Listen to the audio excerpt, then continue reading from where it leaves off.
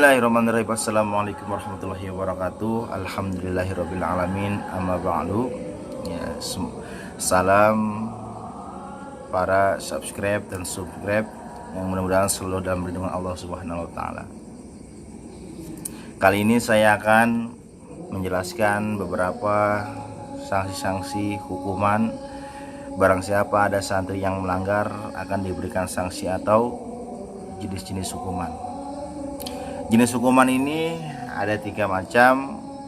Yang pertama sanksi ringan atau hukuman ringan. Yang kedua sanksi berat. Adapun sanksi ringan, yang pertama yaitu diperingatkan atau diberikan nasihat untuk santri yang melanggar. Adapun yang kedua yaitu membuat surat pernyataan, jadi tidak mengulangi lagi. Apabila ada santri ya kan masih melanggar juga, dia nanti diberikan surat pernyataan sama pihak pondok. Selanjutnya yang ketiga, membaca Al-Quran, menghafal surat-surat dalam Al-Quran. Ya, misalkan ada santri yang tidak tahajud atau yang tidak jamaah, nah nanti akan dihukum yaitu hukuman menghafal Al-Quran dan membaca Al-Quran di tengah lapangan. Adapun selanjutnya yaitu yang keempat, kerja bakti. Ya, misalkan ada santri kalau dia bolos ngaji atau bolos jamaah atau tidak mengikuti peraturan yang di pondok, dia akan disuruh kerja bakti. Kerja bakti berapa hari ya? Biasanya itu kalau yang ngejamaah kadang seminggu disuruh ngebersihin WC atau disuruh membersihkan halaman, membersihkan aulanya, itu sudah peraturan di pondok. Nah, tujuan apa? Tujuannya kita biar mereka kerja bakti itu biar dia diniatkan untuk membersihkan hatinya ketika biar dia menjadi orang lebih baik lagi. Itulah. Jadi itu yang kelima, disita barang buktinya. Iyalah misalkan dia di sini ngelanggar apa? Ngelanggar bawa HP atau ngelanggar bawa yang kemarin kita sebutkan ya, pelanggarannya misalkan dia bawa barang-barang yang tajam. Nah, nanti barangnya disita. Untuk apa? Untuk jadi barang bukti bahwa sinah melanggar di pesantren. Begitu. Yang keenam yaitu dihukum sesuai dengan kebijakannya. Tadi sudah saya jelaskan. Nanti ketika dia melanggar dengan jamaah, dihukum sesuai dengan kebijakan, misalkan menghafal atau berdiri baca Quran. Nah, itu setelah pengurusnya.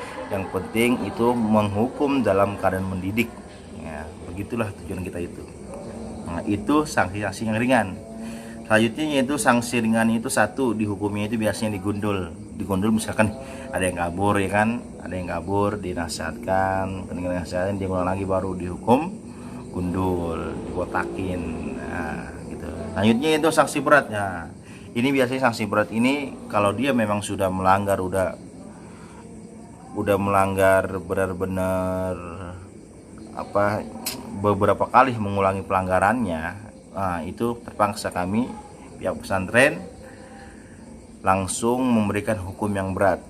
Kenapa? Kenapa kita memberikan hukum yang berat? Karena itu biar apa? Biar dia ketika ada santri yang rajin kemudian santri yang bandel ya kan, nanti takutnya kepada santri yang lain, takutnya dia terbawa ya kan, ke bawah sama anak yang bandel. Lebih baik kita menghilangkan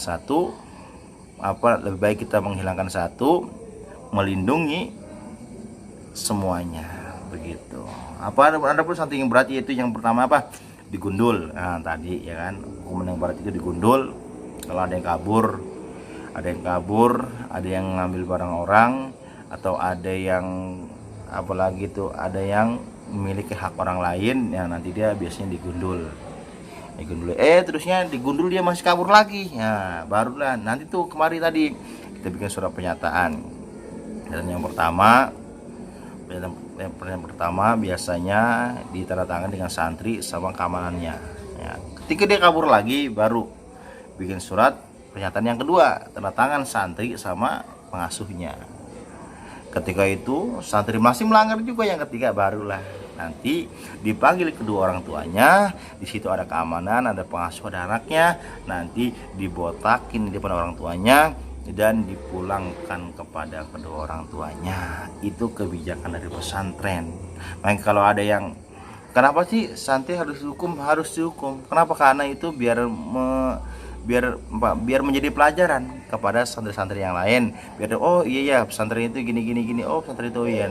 Disitulah kita belajar bahwasannya pesantren itu dunia pendidikan yang begitu luar biasa. Biar dia belajar bermasyarakat ketika di masa depan yang akan datang. Biar dia punya bekal hati yang kuat. Kan ketika dia diuji, disitulah Allah semakin sayang. Makanya kan santri itu tempat dunia skema kehidupan di masyarakat.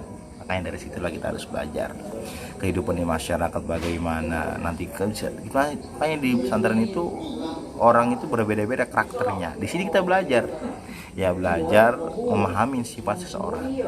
Cukup sekian dari saya. Wassalamualaikum warahmatullahi wabarakatuh.